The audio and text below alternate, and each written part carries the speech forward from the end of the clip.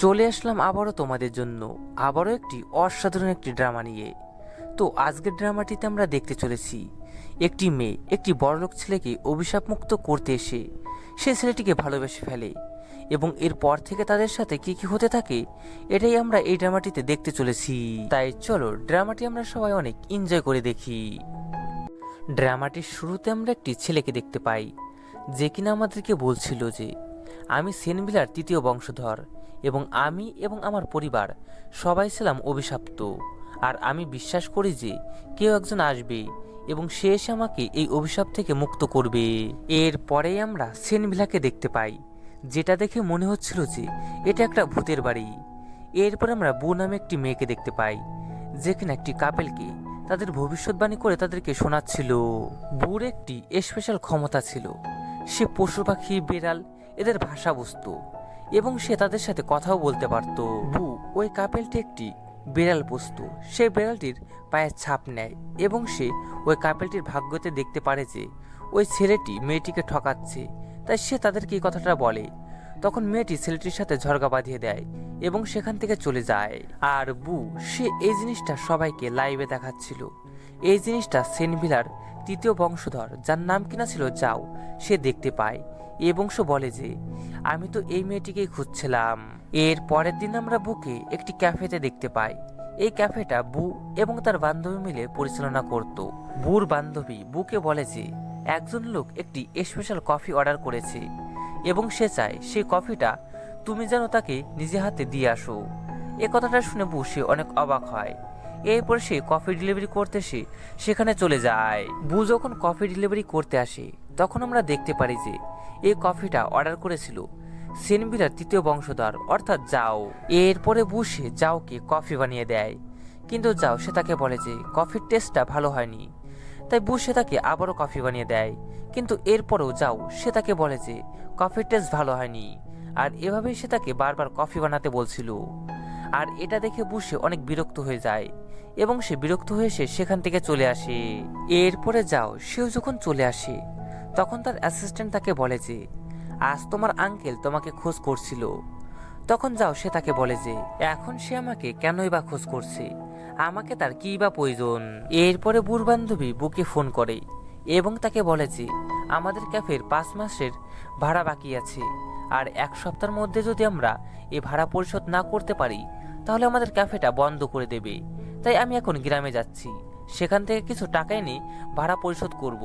তাই তুমি এই কয়দিন ক্যাফেটা ভালো করে দেখাশোনা করো। এর পরের দিন বু সে যখন তার ক্যাফেতে আসে তখন সেখানে সে একটি বেড়াল দেখতে পায়। বেড়ালটির সাথে বসে কথা বলে সে জানতে পারে যে বেড়ালটির নাম বেন এবং সে পথ হারিয়ে সে এখানে চলে এসেছে, আর এখন সে তার মালিকের কাছে সে যেতে চায়। তখন বু সে তাকে বলে যে সে অবশ্যই তাকে তার মালিকের কাছে সে পৌঁছে দিয়ে আসবে তাকে। এরপরে বু সে বেন নামে সে ওই বিড়ালটিকে সে তার মালিকের কাছে সে পৌঁছে দিতে যায় এবং সেখানে গিয়ে সে জানতে পারে যে বেনের মালিক হচ্ছে সেন বংশের তৃতীয় বংশধর অর্থাৎ জিয়াও। আরও সে জানতে পারে যে জিয়ার আশেপাশে যে সমস্ত লোক থাকতো তাদের ভাগ্য খুবই খারাপ হতো, কারণ জিয়াও সে তো ছিল একটা অভিশপ্ত ছেলে। বু যখন জিয়ার বেড়াল জিয়ার কাছে ফেরত দিতে আসে তখন জিয়াও সে তাকে বলে তাহলে তুমি সে যে আমার বিড়ালটা চুরি করেছিলে। এটা শুনে বু সে খুবই রেগে যায় এবং তাকে বলে আমি তোমার বিড়াল কেন চুরি করব? তোমার বিড়াল আমার ক্যাফের সামনে ছিল এবং সে পথ হারিয়ে ফেলেছিল, তাই সে আমাকে রিকোয়েস্ট করেছিল, তাই আমি তোমার বিড়ালটা তোমার কাছে ফেরত দিতে এসেছি। এটা শুনে জিয়াও সে তাকে একদমই বিশ্বাস করে না, কারণ একজন মানুষ বিড়ালের কথা কি করে বুঝতে পারবে।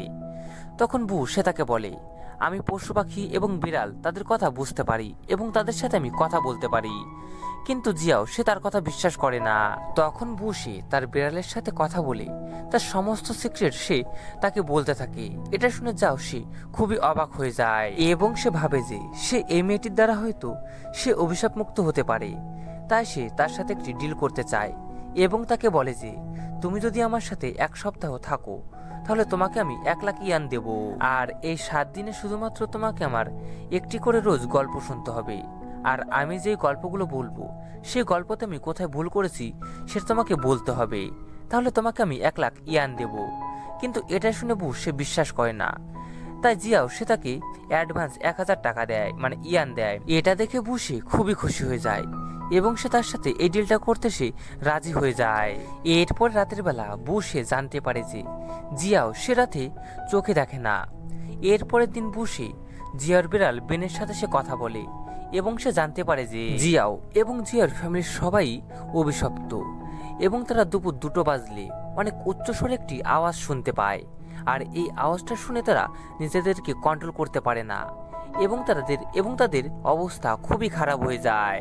এরপরে দুপুর 2টো বাজলে যাওয়ার অবস্থা খুবই খারাপ হয়ে যায় এবং সে তার বাবার দেওয়া ব্রেসলেটটি সে হাত থেকে খুলে ফেলতে চায়, কিন্তু সে তার ব্রেসলেটটি সে খুলতে পারে না। আর তখনই সেখানে বু চলে আসে এবং সে বুকে দেখে সে অজ্ঞান হয়ে যায়। এরপরে বুসে জিওর অনেক খেয়াল রাখে। এরপর জিওর যখন জ্ঞান ফিরে তখন সে বুকে তার বাবা মার অ্যাক্সিডেন্টের ঘটনাটা তাকে বলে। সে বলে যে একদিন সে এবং তার বাবা মা একটি পিকনিকে যাচ্ছিল আর তখন সেখানে তার বাবা তাকে এই ব্রেসলেটটি গিফট করেছিল। আর তার বাবা তাকে এই ব্রেসলেটটি গিফট করার সাথে সাথেই তাদের কার অ্যাক্সিডেন্ট হয়ে যায় আর তাদের কার অ্যাক্সিডেন্টে সবাই মরে যায়, কিন্তু সে বেঁচে যায়। এরপর জিয়াও সে তার অভিশাপ থেকে সে মুক্ত হওয়ার জন্য সে বুকে একটি 100 বছর আগেকারের একটি গল্প শোনায়, যেখানে একটি মেয়ে সে তার জাতি ছেড়ে সে পালিয়ে এসেছিল এবং তারপরে তার সাথে সেন নামে একটি ছেলের দেখা হয়। আর এরপরে তারা দুজন একে অপরকে ভালোবেসে ফেলে এবং তারা দুজন অনেক সুন্দর সুন্দর কিছু সময় কাটায়। কিন্তু এরপর একদিন সেন সে মেয়েটিকে বলে যে তাকে কাজের সূত্রে তাকে 1 বছরের জন্য তাকে বাইরে যেতে হবে, তাই সে যেন তার জন্য অপেক্ষা করে, সে তার কাছে ঠিক ফিরে আসবে। আর সে যদি তার জন্য অপেক্ষা করতে না পারে তাহলে সে যেন তার জন্য একটি চিঠি রেখে যায়। এরপরে সেন সে যখন 1 বছর পরে সে ফিরে আসে তখন সে মেয়েটিকে আর সেখানে দেখতে পায় না। সে খুবই কষ্ট পায় এবং সে তার হাত থেকে সে একটি ব্রেসলেট সে খুলে রেখে সেখান থেকে চলে যায়।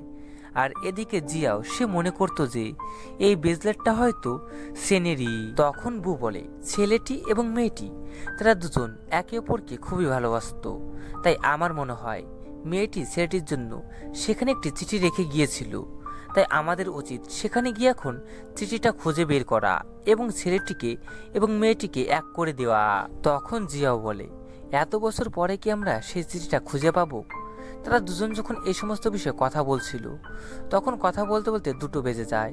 আর জিয়াও সে আবারও সেই উচ্চ আওয়াজটা সে শুনতে পায় এবং জিয়াওর অবস্থা খুবই খারাপ হয়ে যায়। তখন বু সে জিয়াওর কাছে এসে জিয়াওকে সে একটি হেডফোন পরিয়ে দেয় এবং জিয়াও সে কিছুটা সুস্থ বোধ করে। এর পরের দিন জিয়াও এবং বু ওই চিঠিটা খোঁজার জন্য একটি চার্চে চলে আসে। আর এই চার্চে ওই ছেলেটি এবং ওই মেয়েটির দেখা করার কথা ছিল। বু এবং জিয়াও সেখানে এসে তারা দুজন ওই চিঠিটা অনেক খোঁজাখুঁজি করে, কিন্তু তারা দুজন ওই চিঠিটা কোথাও পাচ্ছিল না। কিন্তু এরপরে বু সে একটি পিয়ানোর মধ্যে সে একটি চিঠি পায় এবং সে বুঝতে পারে যে এই চিঠিটা ওই মেয়েটি লিখেছিল। কিন্তু এখানে আশ্চর্যের কথা হলো ওই চিঠিটা একদমই এত বছর হয়ে যাওয়ার পরেও নষ্ট হয়নি।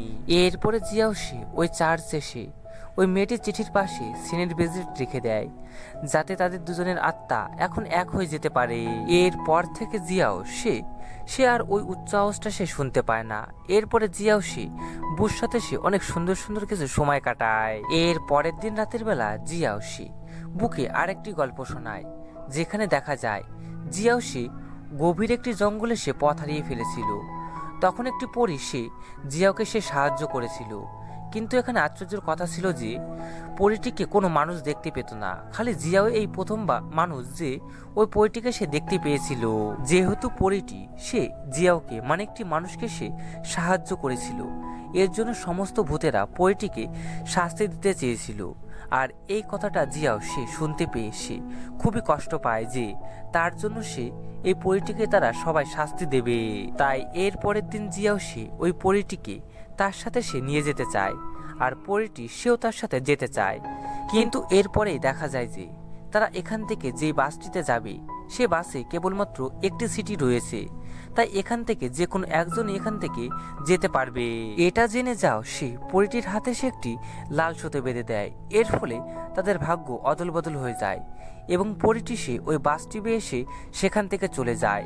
আর যাও সে ওই জঙ্গলের মধ্যে সে আটকা পড়ে যায়, আর এর ফলে যার ভাগ্যটা পুরোপুরি খারাপ হয়ে যায়।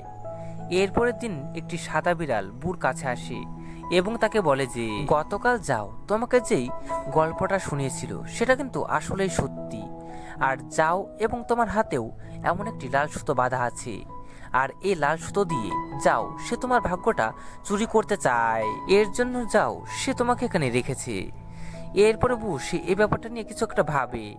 এরপরে বু সে দেখতে পায় যে তার হাতেও ওই গল্পটির মতন তার হাতেও একটি লাল সুতো রয়েছে। এটা দেখে বু সে খুবই ভয় পেয়ে যায় এবং সে ভাবে যে যাও হয়তো তার থেকে তার ভাগ্যটা চুরি করার জন্য তাকে সে এখানে রেখেছে। এরপরে সে এই লাল সুতোর ব্যাপারটা সত্যি কিনা সেটা সে জানার জন্য সে যাওয়ার বাড়িতে একটি সে বই খুঁজে পায় এবং সে জানতে পারে যে এই লাল সুতোটা দিয়ে কারো ভাগ্য চুরি করা হয়।